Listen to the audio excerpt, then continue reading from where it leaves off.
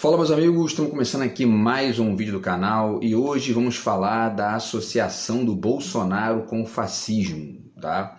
Então eu tenho lido aí textos e visto alguns vídeos aí no YouTube e nos últimos anos, né, na verdade, o Bolsonaro tem sido associado com o fascismo e ele realmente apresenta algumas características do fascismo, só que tem um problema aí, né, nessa associação, alguns problemas, né, nessa associação dele com o fascismo, que eu vou tentar apresentar nesse vídeo de hoje aqui, tá fazendo um esboço disso. O que a associação do Bolsonaro com o fascismo ajuda a esconder. Tá? Vamos falar um pouquinho sobre isso aí, então, que é um assunto pouco, enfim, pouco debatido e tal, tá? Antes eu deixo com vocês aqui mais uma vez a dica do meu romance, que saiu tem um pouco mais de um mês aí, tá? Quem quiser entrar em contato, o zap tá na descrição do vídeo, você recebe 2 marcadores, tá bom? Para você poder levar aí para curtir o livro. E deixo também aqui a dica do meu livro de poemas, tá? Que tem um ano mais ou menos aí que foi publicado, tá? É o meu terceiro livro de poemas, na verdade, tá? E aí você levando o livro de poemas, levando o romance, os dois juntos, você leva os marcadores do mesmo jeito, beleza? Então é isso, pessoal. Vamos então falar sobre essa questão da relação do Bolsonaro, da associação, né, que se faz, que se tem feito aí nos últimos anos do Bolsonaro com o fascismo, tá? E aí vocês já vão, eu já adianto para vocês aqui que uma das coisas mais importantes e que comparecem todos esses casos aqui, nos quais eu vou apresentar que, na verdade, essa associação esconde alguns elementos importantes, tá? Em todos eles, o problema é que o óbvio joga contra o oculto. Ou seja, essa associação do Bolsonaro com o fascismo, ainda que ela tenha traços evidentes, se ela se generaliza, essa generalização ajuda a esconder outros elementos que são tão ou mais importantes do que a associação dele, as conexões ideológicas que ele tem ali com o fascismo, tá? Então, pessoal, vamos lá. Eu vou ler aqui uma definição, tá? 2 parágrafos de uma definição aqui e depois passo para esses elementos, tá? Que o Bolsonaro, que essa associação esconde, e vou, apresentar para vocês alguns livros aqui que ilustram, né, como eu faço sempre aqui, essa temática aqui do vídeo de hoje, tá?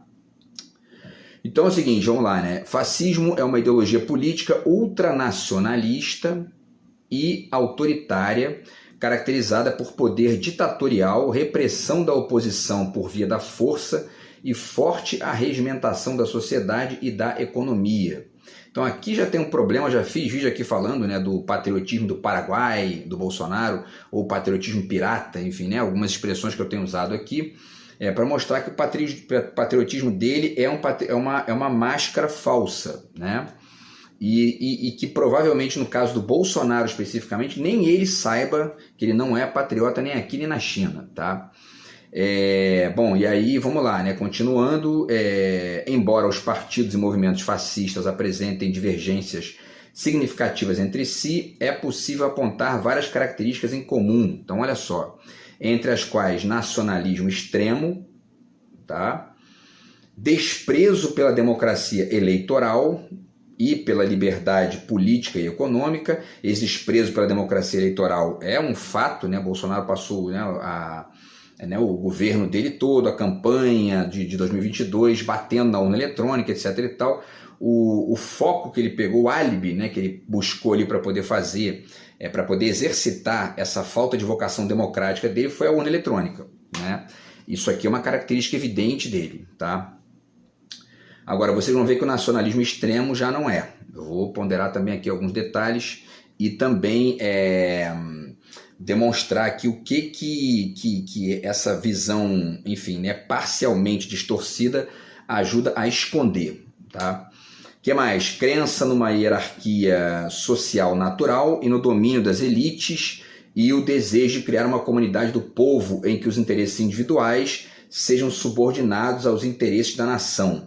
Então, liberdade política e econômica, né? Desprezo pela liberdade política e econômica. O Bolsonaro tem desprezo, e o bolsonarismo, de maneira geral, tem desprezo pela liberdade política, mas pela liberdade econômica já é uma outra questão, né?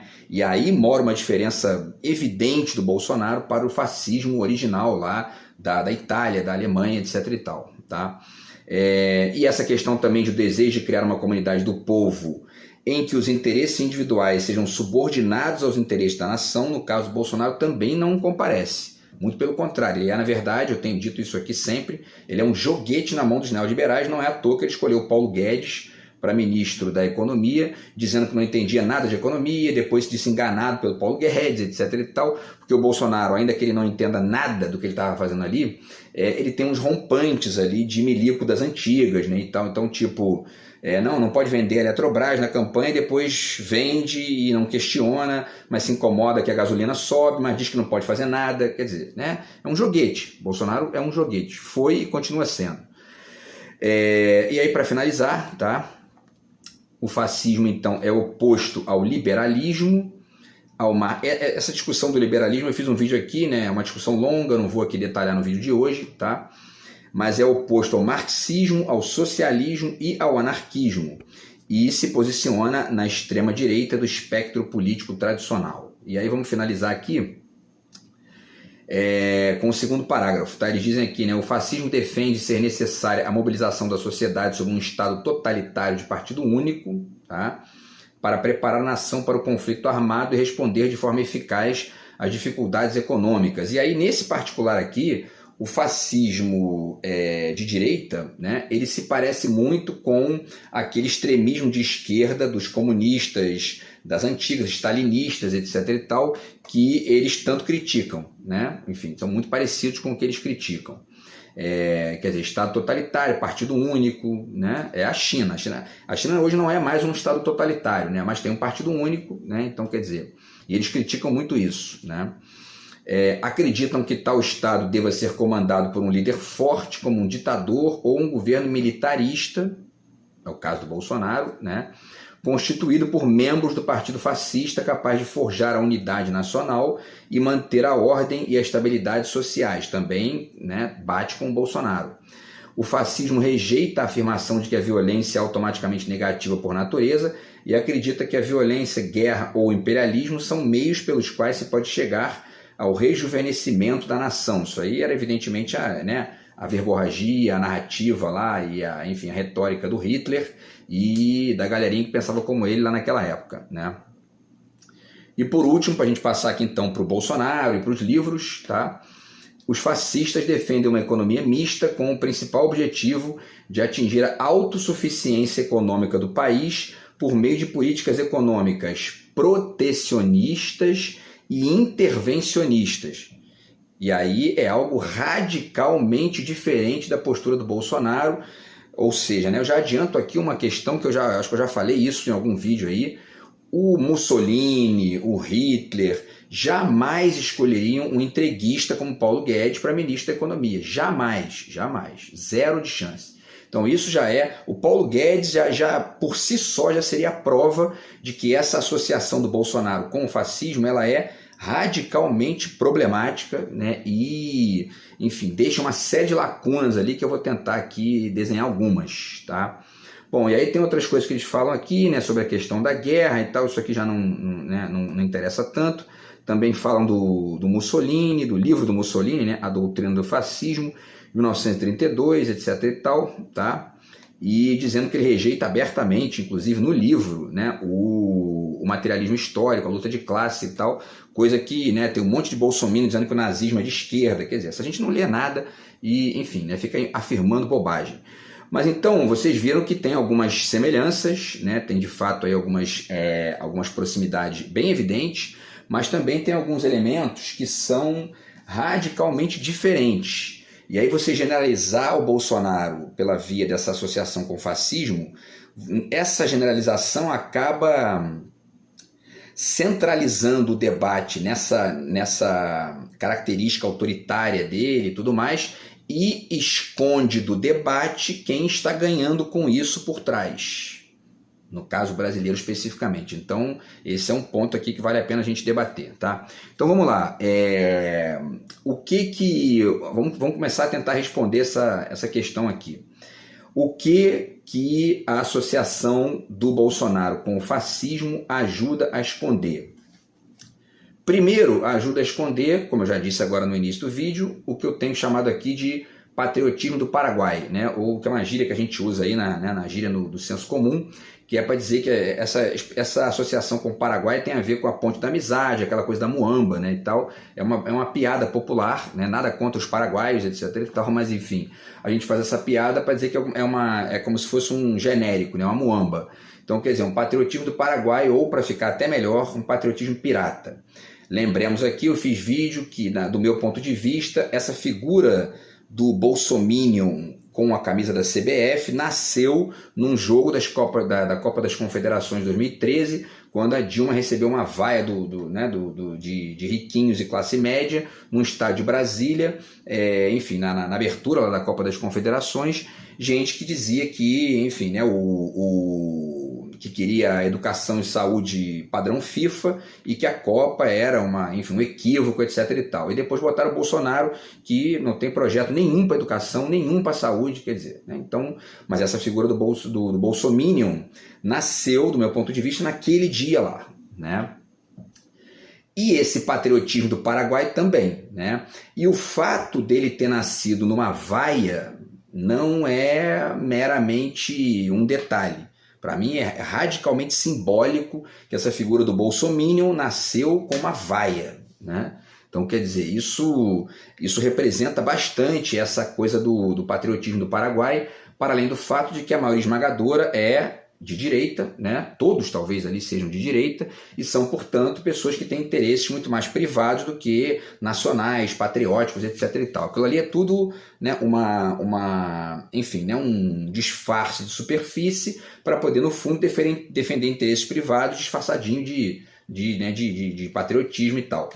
Agora, no caso do Bolsonaro, fica um pouco mais difícil até às vezes de enxergar isso, porque como ele é um milico das antigas, ele fica falando em hino, em bandeira, né? E essas coisas que a maioria esmagadora dos neoliberais não está nem aí para isso, né? Não estão nem aí para isso, tá?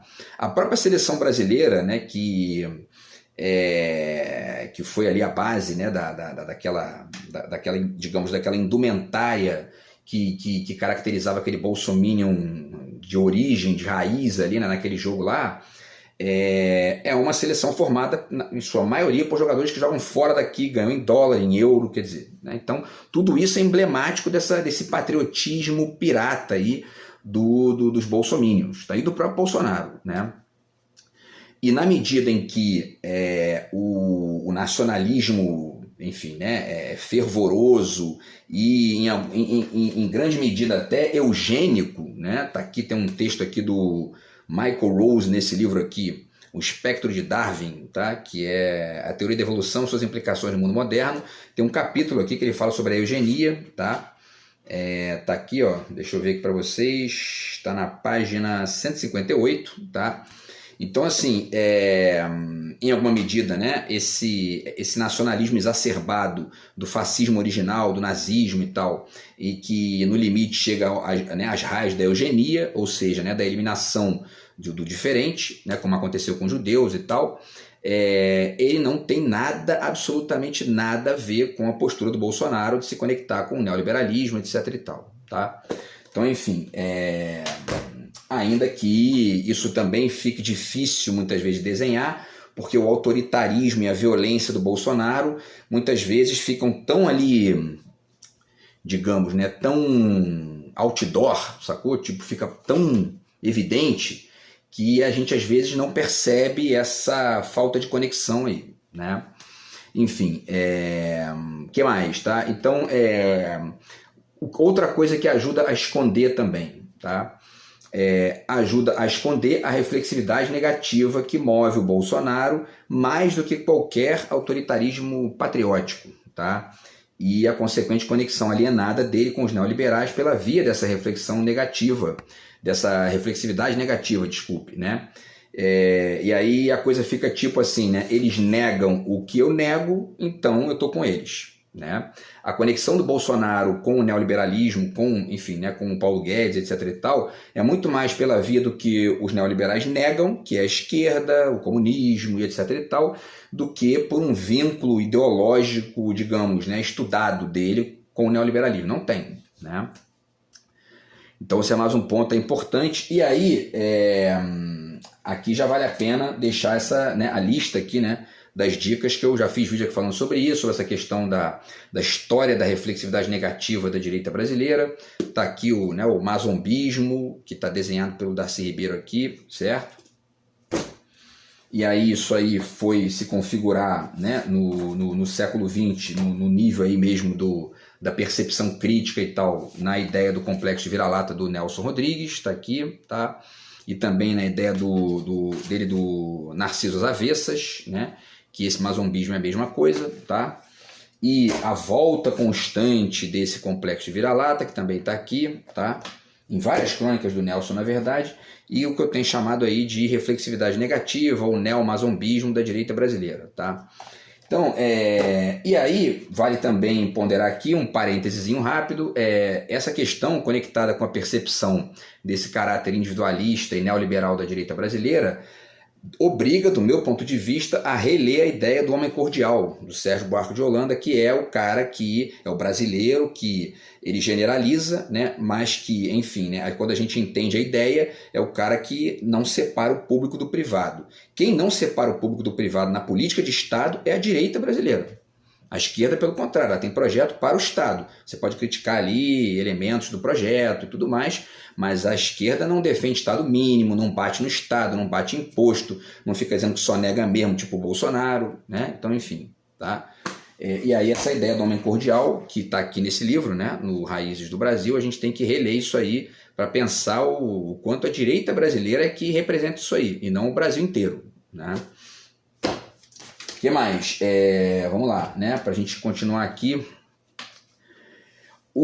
Então, essa conexão do Bolsonaro com o fascismo também ajuda a esconder o protagonismo dos neoliberais nesses esquemas. E, consequentemente, né, cega para o fato-chave.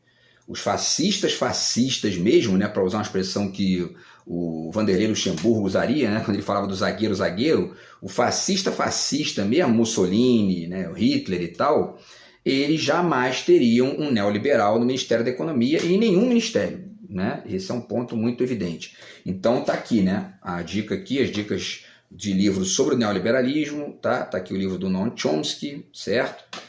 Tá aqui o livro do Ha-Joon Chang, 23 coisas que não nos contaram sobre o capitalismo, que ajuda também a entender aí essas ideias equivocadas que existem sobre o Estado hoje, o quanto que o mundo desenvolvido não está nem aí para isso, estão usando o Estado à torto e à direito para poder, enfim, se desenvolver, e a gente acreditando nessa basófia aí no Brasil, né?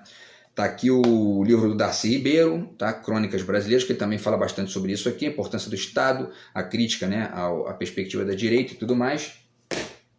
E por último, tá? Ainda nesse aspecto aqui, e aqui é um ponto também que talvez eu não tenha falado em nenhum vídeo ainda, mas enfim, essa percepção desse caráter, digamos, de bastidores dos neoliberais em relação aos protofascistas brasileiros, ele ajuda também a entender, a percepção desse contexto ajuda a entender também o papel do exército brasileiro nessa brincadeira aí, tá? Por quê? Por que isso?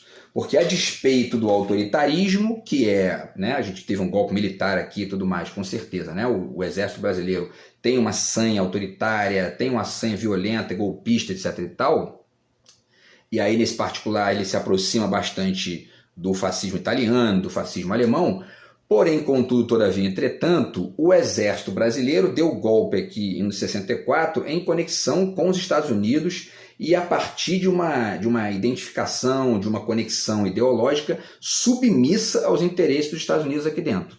Radicalmente diferente de como funcionava o exército italiano, o exército alemão e etc e tal, tá? Então isso também ajuda a entender o problema de ficar reduzindo, né, o exército brasileiro enfim, né, quer dizer, comparando, né, o exército brasileiro com o exército da Alemanha, da Itália, a partir do rótulo estrito do fascismo, né?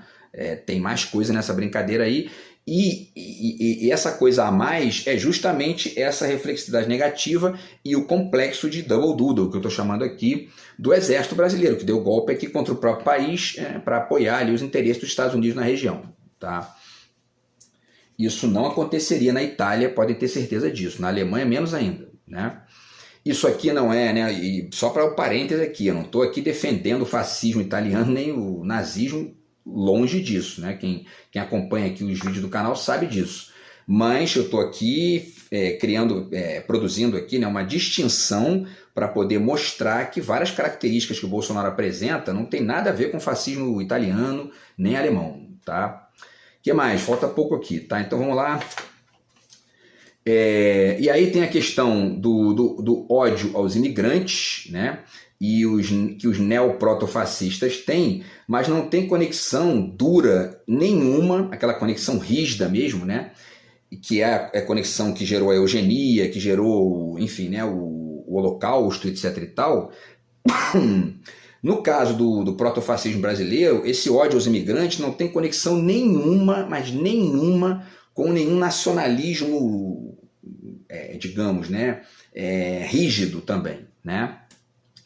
Me parece que, e aí é uma questão para estudar mais, para tentar desenhar melhor, mas isso é uma espécie de substrato, esse ódio aos imigrantes do Bolsonaro e etc. e tal, é um substrato da associação indireta que eles fazem com a reflexividade negativa dos neoliberais pela via do que eles negam. Basta ver quais são os imigrantes que o Bolsonaro ataca: haitianos, venezuelanos, cubanos e etc. e tal. Então, quer dizer, o Bolsonaro ele não critica os imigrantes, ponto, né? Como um fascista da década de 40. Né? Ele critica quem? Os imigrantes que estão numa seara de, tipo, roubar os empregos, e tudo isso disfarçadinho também de racismo, evidentemente. Né? Quer dizer, tem um racismo disfarçado ali, mas a retórica de superfície é essa, porque os caras vêm aqui roubar emprego, porque não entendeu? Né? Então é bem por aí, tá? E aí, o que mais aqui? Então, isso está conectado com uma ideia purista e rasa da questão do trabalho, né? E, enfim, e aí, isso também, eu estava pensando isso ontem, também tem que desenvolver melhor aí essa ideia, mas esse tal protofascismo do Bolsonaro, né? Aqui no Brasil e tudo mais, na nossa experiência aqui com essas diferenças, ele se parece, na medida em que ele é um joguete na mão dos neoliberais brasileiros e ideologicamente radicalmente submisso aos interesses dos Estados Unidos, especialmente Trump e tudo mais, mas enfim, né, batendo continência e tudo mais, coisa que um fascista lá da década de 40 jamais faria. Mas ele está muito mais próximo da banalidade do mal da Hannah Arendt do que, de fato, do Mussolini ou do Hitler, né, e tudo mais. Ou seja, o que eu quero dizer com isso? O Bolsonaro é muito mais um Eichmann brasileiro do que um Mussolini. Né? Ele é um joguetezinho, ele é um, enfim, né? Ele é um, digamos, um assistente de ordens ali dos neoliberais. E eu estou dizendo isso, mas isso não tem a ver apenas com a figura do Paulo Guedes, tem a ver com tudo que foi feito ali pelos neoliberais, usando o Bolsonaro, né? Usando o patriotismo do Bolsonaro, o patriotismo idiota do Bolsonaro, para poder criar lei das estatais, impedir a ação de governo, portanto, ação patriótica, Banco Central independente, quer dizer, coisas que jamais aconteceriam no fascismo. Né? Então, o Bolsonaro, ele me parece muito mais um Eichmann do que um Mussolini. Tá? Esse, para mim, é um ponto aí bem evidente. E tem, para finalizar, duas coisinhas aqui que eu queria apontar ainda para poder situar essas coisas que essa associação que se faz entre o Bolsonaro e o fascismo escondem. Tá? Primeiro, existe essa questão dos costumes e da economia. Né? O Bolsonaro ele é um conservador nos costumes e um joguete dos neoliberais na economia. Né? Então, portanto, se você não entende essa conexão estranha que ele representa, você fica meio que... a coisa fica nublada e você acaba, digamos, né, acaba ali meio que, como direi aqui, acaba alienado da percepção desse contexto mais amplo por aquilo que eu já falei agora há pouco aqui, ou seja, por esse autoritarismo de superfície do Bolsonaro que acaba enganando e escondendo essa subserviência, porque o cara grita, fala alto, xinga, etc e tal, e aí fica difícil enxergar o quanto ele é subserviente, em quase todos os níveis, né? Então isso é difícil enxergar, mas está ali, tá bem explícito, né? E, enfim, então quer dizer, isso aí também é importante. E aí, para finalizar aqui, pessoal, tá? Para completar aqui a reflexão, eu acho que isso também ajuda a esconder o caráter de obra aberta e escancarada do Bolsonaro em relação aos neoliberais e à direita tradicional brasileira, escravocrata, racista, violenta, etc. e tal, tá? Mas especialmente interessada ali nesse contexto econômico e de gestão, digamos, né? Uma gestão de bastidores do orçamento e etc. e tal. Então tá aqui o livro do Humberto Eco, tá? Obra aberta, né? O conto do Borges, tá? O tema do traidor e do herói, porque o Bolsonaro é esse herói traidor, né? É o herói dos Minions e o traidor dessa, enfim, ele é essa obra aberta que trai, né, todo dia, né, porque ele não tem filtro e porque ele não sabe muito bem o que está fazendo ali e etc e tal, tá? Esses interesses aí enfim, né, de bastidores que ficam, repito aqui, porque esse é o tema central do vídeo de hoje, radicalmente escamoteados, nublados, quando você fica discutindo o Bolsonaro como fascista e ponto, né?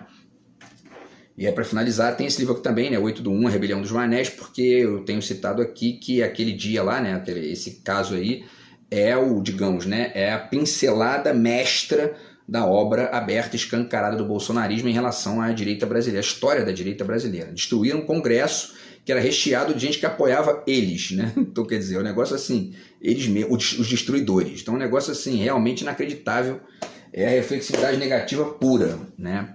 Bom, então tinha outras coisas aqui para dizer, tá, pessoal? Talvez até dê para dizer aqui mais duas aqui. Esconde também, né, essa associação do Bolsonaro com o fascismo, que acaba escondendo todos esses elementos aqui que eu estou apontando, tá? Acaba, de certa maneira, escondendo também digamos, né, a reflexividade negativa e a desidentificação radical com o próprio país de uma parcela da direita brasileira que não enfim, né, que não é só neoliberal, mas que é também o que eu tenho chamado aqui de o ingênuo líquido, né, que é aquele que acha que acabou o Estado, o que existe agora é globalização e individualismo. O resto é tudo atrasado, não serve para nada, né? É uma galera conectada com essa ideia de modernidade líquida, tá? Enfim, né, a questão aqui do Sloterdijk aqui no mesmo barco, acabou o Estado, acabou a pátria, etc e tal, né? E com o Agamben aqui também nessa questão aqui, né, do povo como cigano, etc e tal. E a questão também aqui do Manuel Castells, tá? Da questão da sociedade em rede, tá bom? E aí tinha mais coisa para falar aqui também sobre os neoidentitários nesse contexto, mas não vai dar tempo, porque se eu começar aqui eu vou, né, vai passar o tempo do vídeo, tá? Mas, em parte, essa conexão também ajuda a esconder Por que eu estou dizendo isso, né? Rapidamente aqui para finalizar o vídeo. Porque esse vínculo que os neoidentitários têm com elementos específicos da discussão acaba cegando-os para elementos mais amplos e eles ficam de joguete na mão dos neoliberais tanto quanto o Bolsonaro, né? E aí esse caráter ali enfim, né, de uso ideológico e de contexto e tudo mais que os neoliberais fazem dos neoidentitários fica também escamoteado nessa discussão aí quando você centra a figura do Bolsonaro na lógica do fascismo e ponto, né? Não tem mais nada, é só isso. Beleza, pessoal? Então acho que são esses elementos aí, tá? Então quer dizer, o Bolsonaro, eu não estou dizendo aqui, vale repetir, eu não estou dizendo aqui que o Bolsonaro não tem características fascistas. Tem, com certeza tem. É autoritário, é violento, etc e tal. Agora, tem várias características que o fascismo italiano, né, e alemão tinham que ele não tem, mas diz que tem, né? E aí fica mais difícil enfim, né, de desenhar, de perceber, e quem está ali nos bastidores jogando com isso, né, enfim, ganha ainda mais com isso, porque essa dificuldade contribui para esse jogo de bastidores. Beleza, pessoal? Então é isso, essa foi a discussão aí do vídeo de hoje, tá? Então a gente se fala no vídeo de amanhã. Grande abraço aí, tamo junto, fui.